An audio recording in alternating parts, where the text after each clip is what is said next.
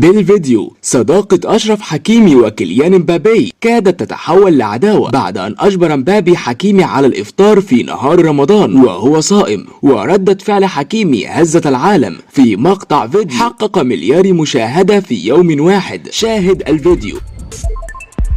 في البداية، إذا كنت مسلم وتتفق بأن أشرف حكيمي أفضل لاعب في العالم، فيرجى الإعجاب بهذا الفيديو وتعطير فمكم بالصلاة على رسولنا الكريم. تداول رواد التواصل الاجتماعي اليوم فيديو لنجم المنتخب المغربي أشرف حكيمي وكيليان مبابي خلال تدريباتهم اليوم. المقطع أثار الجدل وهز العالم وانتشر كالنار في الهشيم، ومن المعروف على أن كيليان مبابي ليس مسلم وهو مسيحي، أما أشرف حكيمي فهو شاب مسلم ويتبع عادات وتقاليد الدين الإسلامي وما أوصانا بها رسولنا الكريم. وظهر كيليان مبابي وأشرف حكيمي في المقطع المتداول وهم يجلسان بجانب بعضهم البعض أثناء فترة استراحاتهم من التدريبات. فجأة أخرج مبابي علبة من البيتزا وأخذ قطع منها ويحاول وضعها في فم أشرف حكيمي، لكن ما هز العالم وهو تصرف حكيمي، حيث ظهر وهو يحاول إبعاد يد كيليان مبابي عن فمه ويرفض تناول البيتزا رغم إصرار مبابي على وضعها في فمه. فقام أشرف حكيمي من مكانه